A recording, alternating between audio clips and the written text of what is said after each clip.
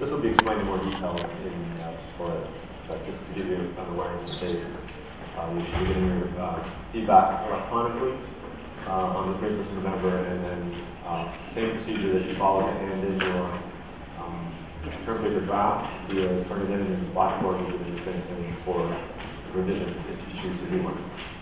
And there is no choice to do one if you've received less than 16 out of 20 or less than 80%. If you do receive less than 80% and you do not hand in the revision, then you will receive 0 out of 10 for the revision portion. So that would effectively reduce your essay grade by 1/3. 10 out of that's 10 points out of the 30. So I don't advise doing that. And the final exam, I announced the date, but now I've just slipped my mind. Do you remember 14th of December, in the morning, I believe. That's to be posted officially. You will receive the list of key concepts on the 1st of December. Similar format to the midterm, except in addition to short answer questions and the essay, there will be a sort of statement of what you've learned during the course as part of that as well.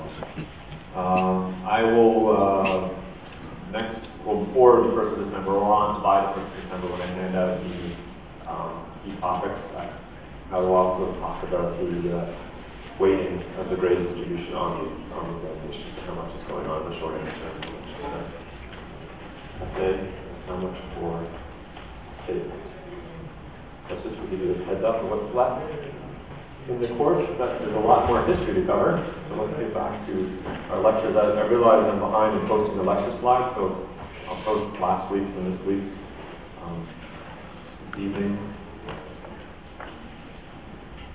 But we did a sort of double lecture on 2 hours for a lecture on Japan, so now I want to come back to look at Korea, and then on to the Mongols in Korea, and their attempts to conquer Japan, and their presence in China as well. So before we get to Mongols, I'll switch over and talk about Korea.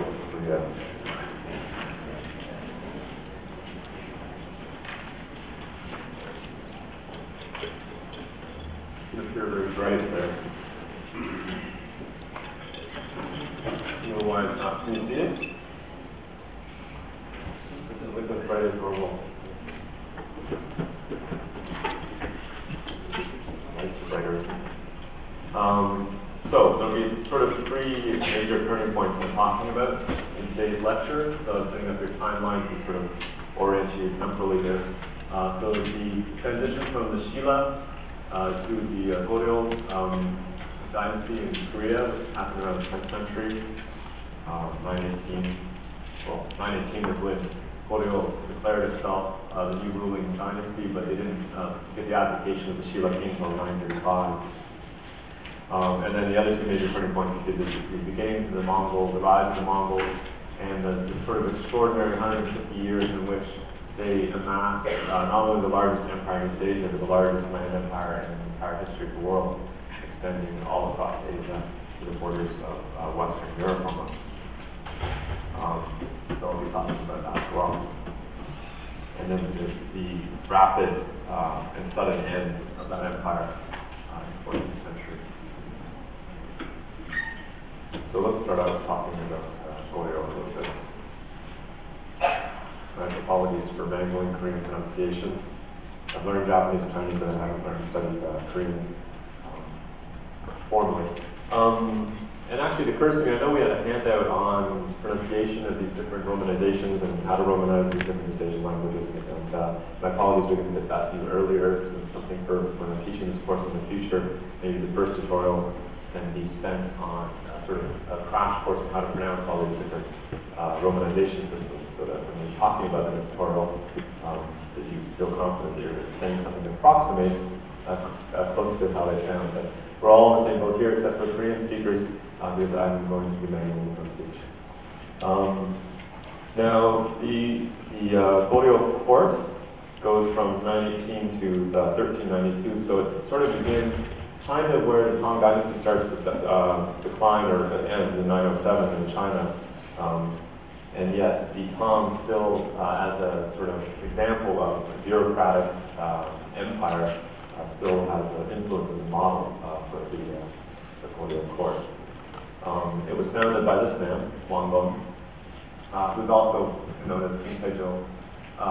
He led a rebellion against the Shilla and established his own dynasty in the northwest part of Korea. And he called it Goryeo to recall the ancient kingdom of Goryeo, sort of a short version of that.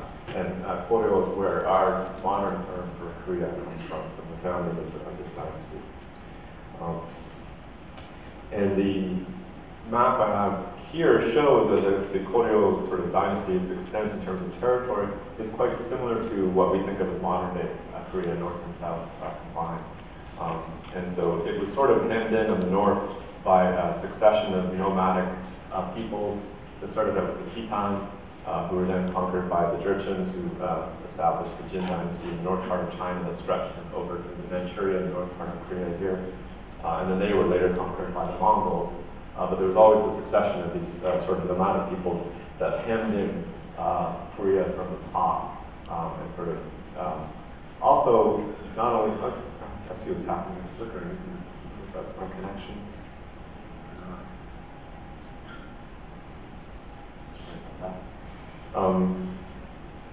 Not only did the northern Set people keep sort of the Korean dynasty hemmed into the peninsula there, but they also inspired the sort of Goryeo court to consolidate its power among the sort of factions of the old three kingdoms, the old Shilla kingdom, as a sort of to fight against the common enemy to the north. So it's a sort of incentive for political and cultural consolidation during this time. Interestingly enough, Wang Gong used the idea of the Chinese heavenly mandate, which is used to justify dynastic succession. He cited that model, going back actually to the founding of the Zhou dynasty in China, taking over from the Shang dynasty, and said that Shilla had lost its mandate and he was now founding the dynasty to take on that mandate. And as well, he looked to the Tang dynasty as a model of how to run a bureaucratic empire, but he did not adopt that wholesale. He did it pieces.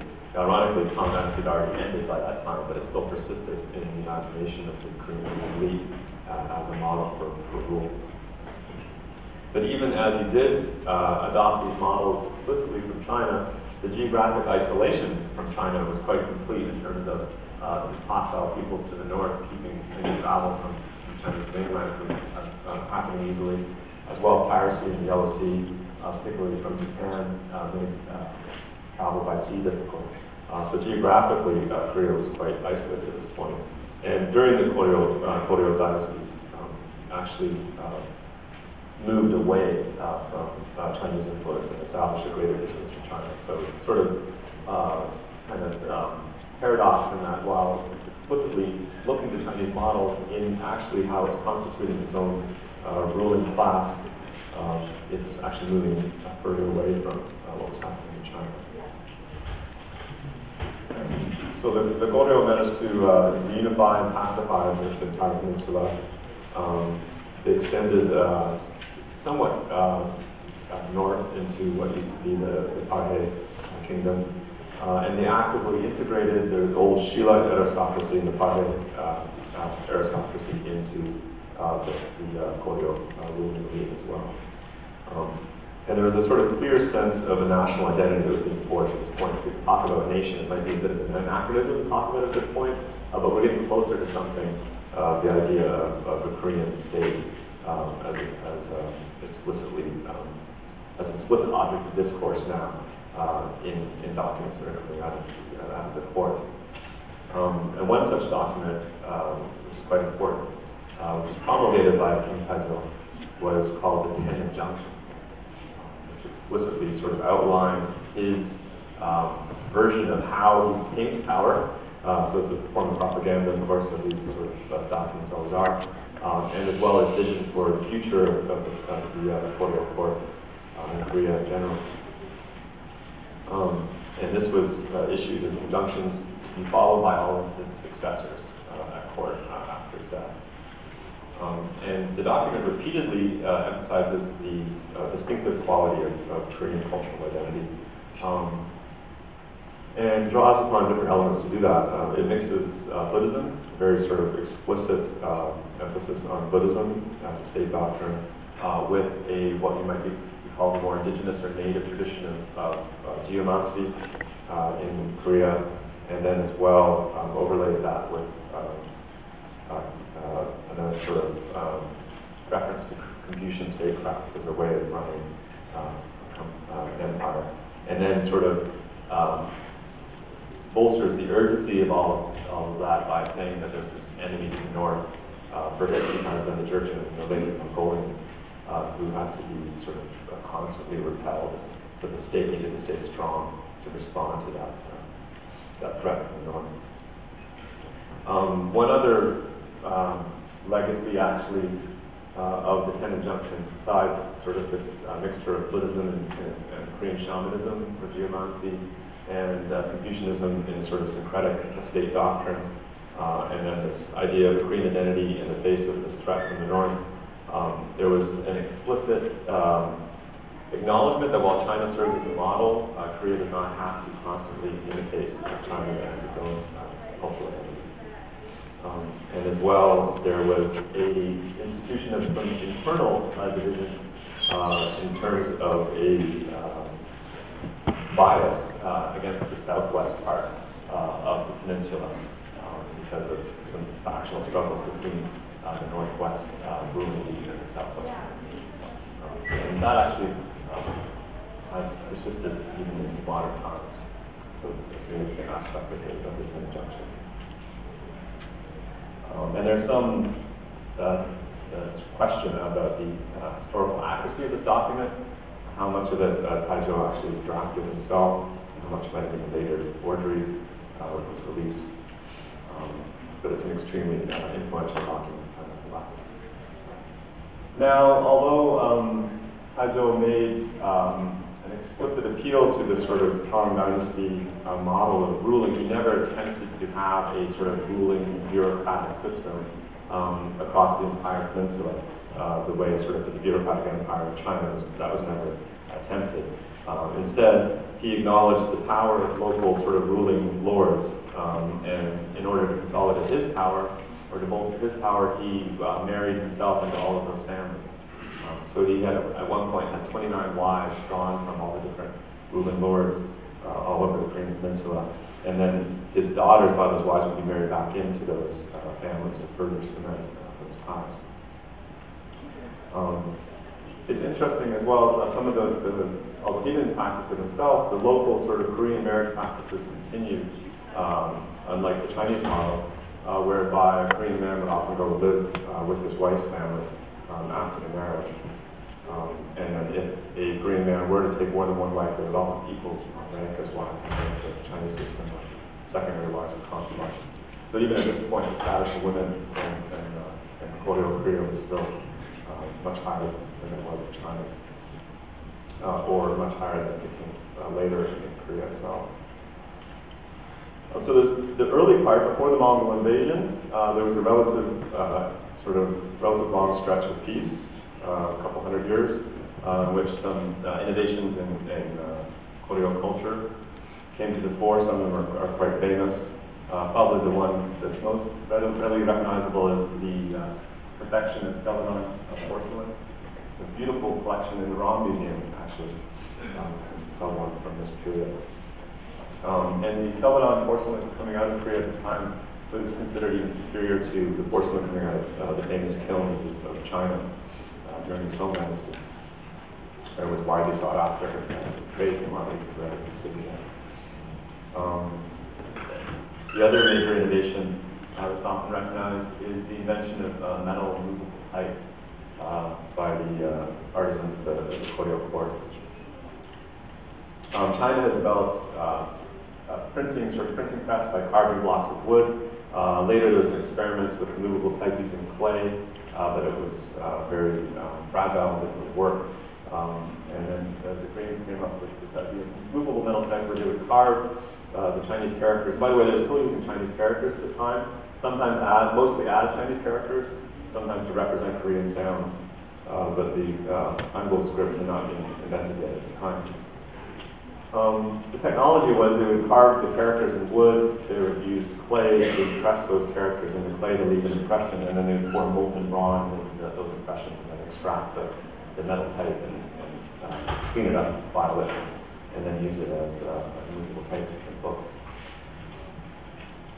It was a technology, though, that was monopolized by the ruling elite, particularly at the Korea court. It was never sort of replicated or spread around the rest of the peninsula. So there was no sort of explosion of books like there was in the Song Dynasty when the printing press technology spread widely during the Song.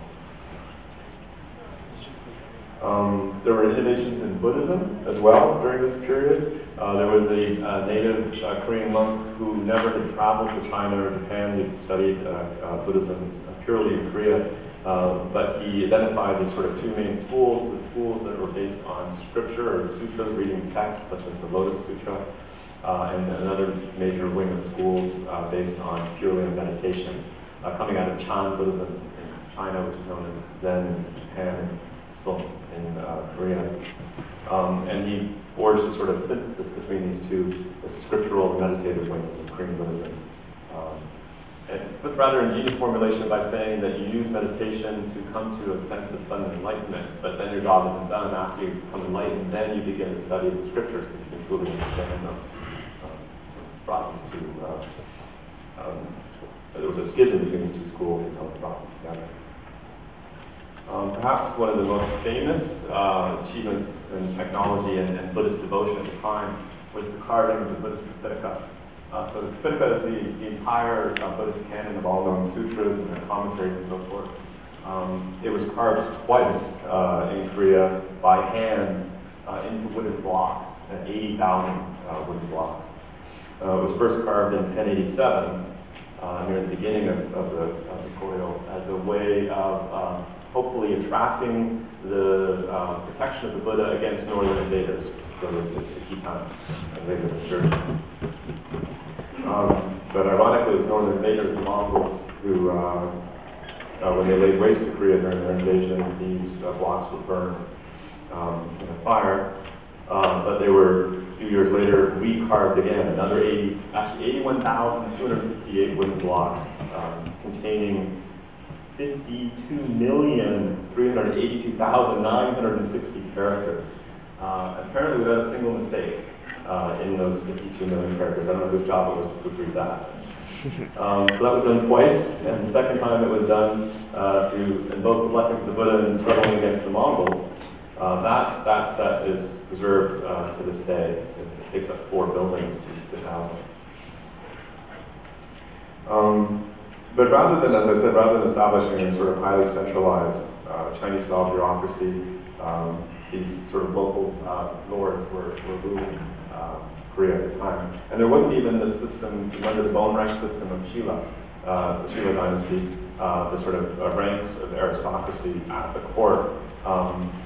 That gave way to the power of these local ruling elites. Similar to what was happening in Japan at the time, where the centralized sort of aristocracy was gradually losing power at court, and that power was devolving away into the region to local ruling lords. And in the Korean case, these families started to identify with particular regions of the peninsula, and this is actually the time when surnames started to become widely used as clan names to identify these different aristocratic families. Goryeo did actually adopt the civil service examination system from China, but it was never used to sort of widely recruit people into the court. It was just used to recruit educated members of the leading aristocratic families. But it did have one effect in that it was used as a means of consolidating the prestige of the civil or the cultural wings of the aristocracy over the military, and sort of cemented 2 branches of the ruling elite in Korean history, which later came to be known as the Yangban aristocracy. One branch being the civil, the Won, and then one being the military, or Wu in Chinese. Forget the Korean translation. Wu? Wu. So, I'll have to look that up. And, pardon me? You come with that? Wu? No? Okay.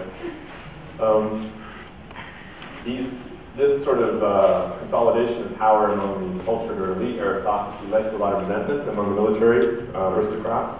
And eventually, there was a military coup that happened in 1170. And during this coup, many civil officials were actually executed by military generals. Even the king that was sitting on the throne at the time of the Goryeo court was first banished and then executed, and then a king who was under the power of the military elite was placed on the throne. And real political power shifted away from the civil towards the military generals at this time. This is very similar to what happened in Japan, and in fact it happened right around the same time. The Kamakura shogunate rose maybe 10 years after this coup in Japan, and just at the same time in Korea, the military were now taking control of the country. This period of military domination, though, didn't last very long because the Mongols were making inexorable advances from the north, and eventually conquered Korea. That's what we're going to talk about next. But before I do that, I'm going to back up and talk about the rise of the Mongols in East Asia and their spread outwards to all corners of the world, practically. So this is a picture of well, all of East Asia, and some of Africa, even going over into Europe and the Middle East. I don't know how well you can see it here, but it's posted for you to examine it more carefully. Of East Asia and Central Asia and part of Africa and Europe in 1200 common era, so right at the beginning of the 13th century. And if you look at this map, the Mongols are just one of a number of these northern nomadic people. So they're kind of grassland steppes that stretch across the northern part of Asia where it was home to many different nomadic people. The Mongols were just one of those groups. And in fact, it was the Xiongnu that dominated this area before history, and then the Turks during the Tang Dynasty, and then now it was the turn of the Mongols to start sort of taking control. And I'll talk a little bit about that, how that happened, but first of all, show you how it ended up. This is just 100 years later, and now all of this entire region is under control of the Mongols. So extremely rapid rise and extremely rapid expansion of the territory that the Mongols were controlling from Europe to the eastern shores of East Asia. They tried to conquer Japan, maybe Japan twice, were held both times, so their extent stopped here on this coast. The historians have talked about, first of all, how the rise happened, why it happened, and so forth. And one sort of common element that comes up in different analyses is that the earlier nomadic people, such as the Khitans and Jurchens and so forth, often developed a kind of hybrid nomadic and sedentary culture, and they learned to live alongside, in particular I'll talk about the case of China, they learned to live alongside the Chinese people, often intermixed with the Chinese people in the north part of China, and would often assimilate Chinese cultures. But the Mongols were different in their attitudes in that they refused to live alongside or among the Chinese people, and they refused at first to assimilate Chinese culture and sought to conquer and to live alongside. And they were very successful at it. They're probably the world's most efficient and ruthless conquerors. And were able to establish this vast empire.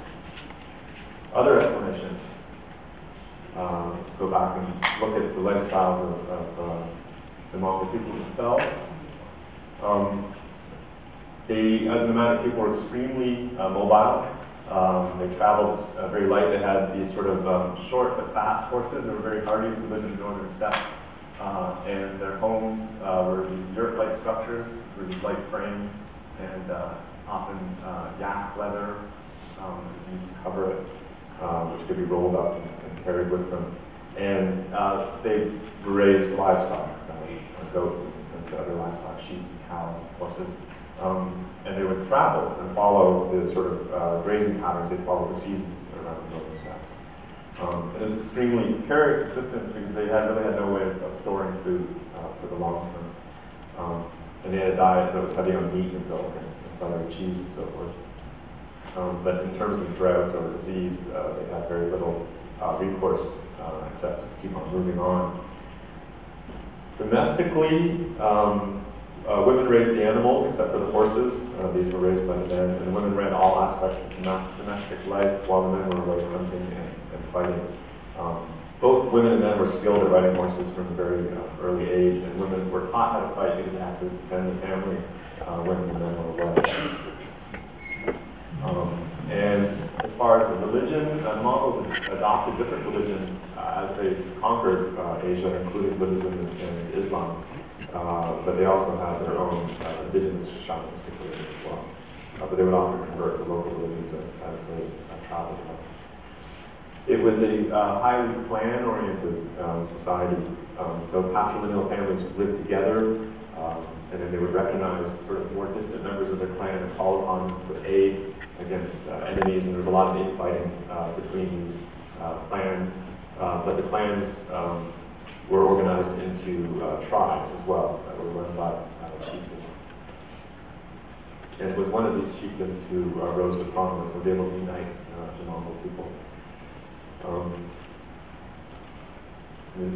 There are two theories of why this was necessary, the unification of the Mongol people. One, which is the sort of the great man theory of history, that some people just come along and they have the charisma and power and good fortune to be able to do this. There are other external factors.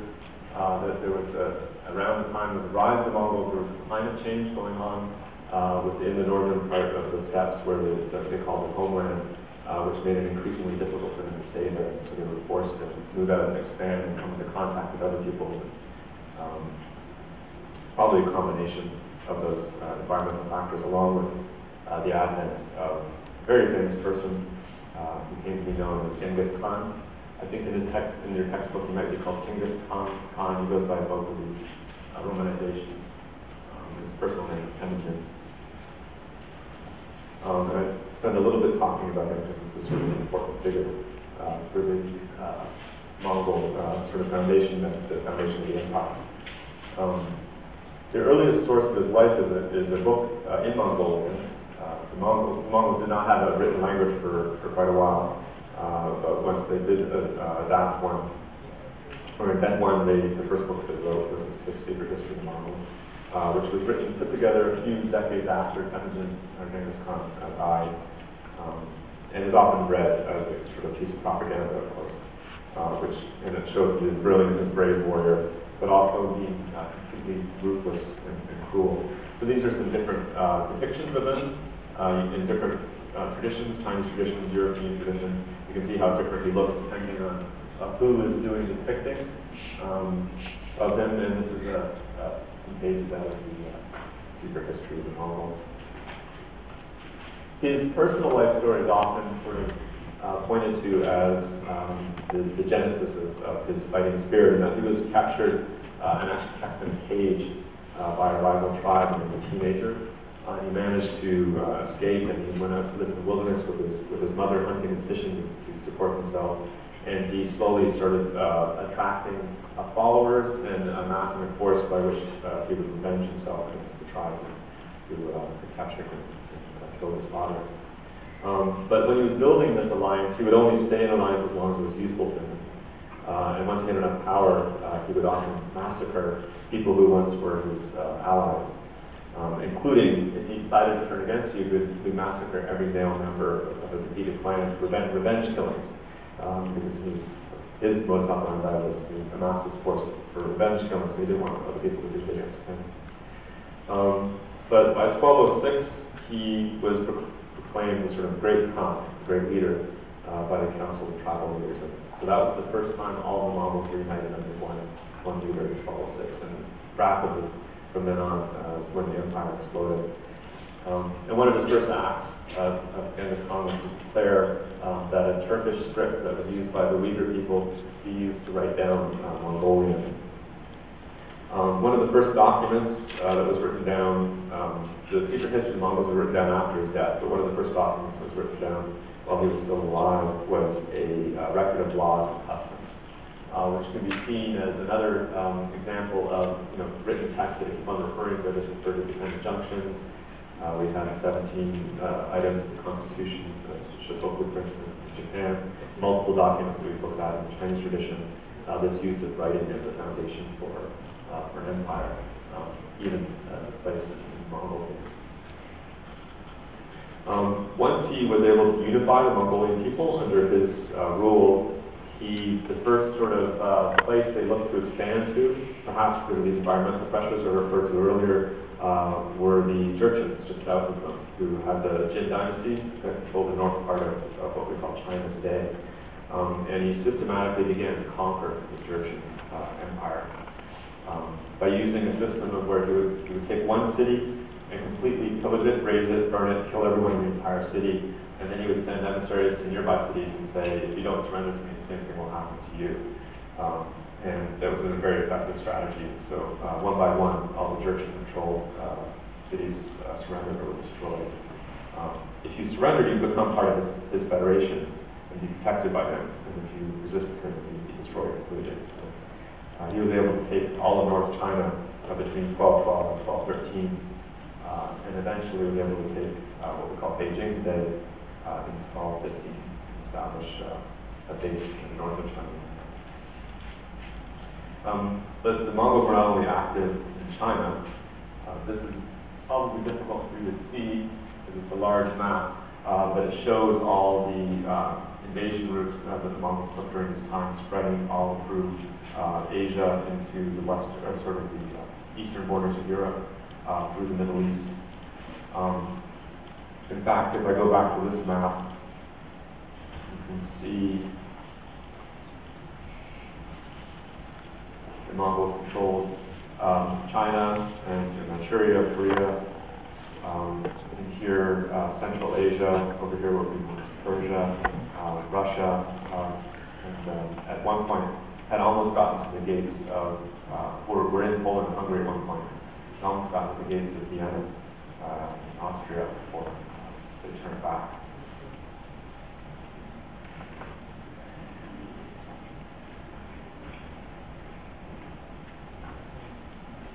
Genghis Khan died after one of these invasions, and then his empire was divided up between his sons.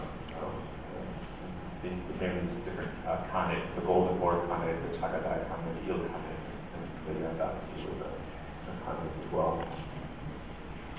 There are different reasons that are given for why they could spread so rapidly and conquer so many other lands so quickly.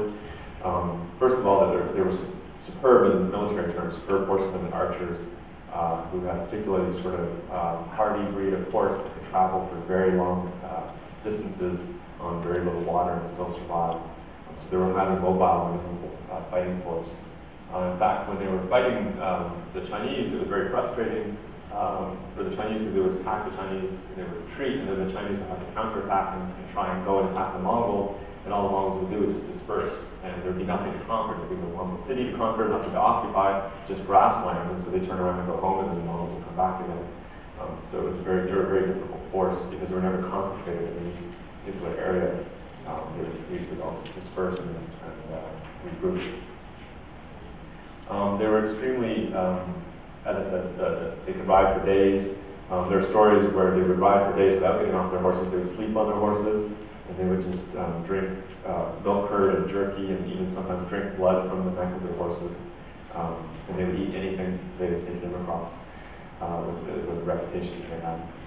And they were extremely adaptable in terms of using new military technology. So they learned immediately how to use gunpowder from the Chinese, fashion bombs, and other weaponry. And they were extremely shrewd diplomats as well, not only in a sort of brute force way in terms of pillaging one city as an example of other ones, but they were also able to take advantage of internal divisions within other states turn factions against one another by pledging help to one and then against another and then turning on them and so forth. So they were quite shrewd that way. They finally did settle down.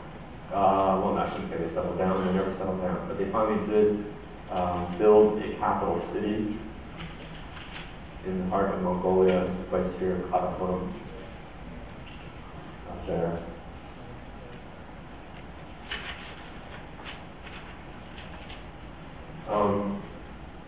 After reaching its height, the Mongol Empire only lasted about 100 years, and then started dissolving in civil war, and then withdrew from China in the 1360s, and then sort of withdrew from everywhere else. It actually fell more rapidly than it even rose. They did encourage trade across this vast empire. You can imagine the extent of the trading routes throughout Asia and into Europe at this time, controlled by the Mongols. And they welcomed all sorts of people to join them in their conquest. So they would sort of conscript Chinese soldiers, Persian soldiers, Arabs, and so forth into their armies. They would use certain people to perform certain functions, like the Uyghurs of Central Asia, who taught them the written language that they used, act as the sort of the clerks, so literate clerks, to keep all the records for the Mongol Empire. And as I said before, they were open to all sorts of different religious beliefs, Buddhism, Taoism, Islam, even Christians. Historian Christians all came to the court of Kublai Khan, who was ruling for China. One unforeseen aspect of this trade that was opened up all across East Asia and into Europe was the spread of bubonic plague. Modern epidemiologists have traced bubonic plague somewhere to southwest China, I think in Yunnan province, perhaps was the origin of the bubonic plague, and then it traveled with Mongolian conquerors and across Asia and into Europe. The plague ended up killing, the Black Death ended up killing 1/3 of the Chinese population probably at the time, and I think it was 1/3 to 40% of the European population at this time. When the Mongols realized what was happening with the plague that was traveling with them, sometimes they would use it as a tool or a weapon. They would take plague-ridden dead bodies and throw them over the walls of the city that they were trying to conquer in order to spread the plague inside the city. On that cheery note, I think we'll take a break. And remind you to get your flu shot. And let's come back at 2 o'clock, and we'll talk about Mongols in Korea.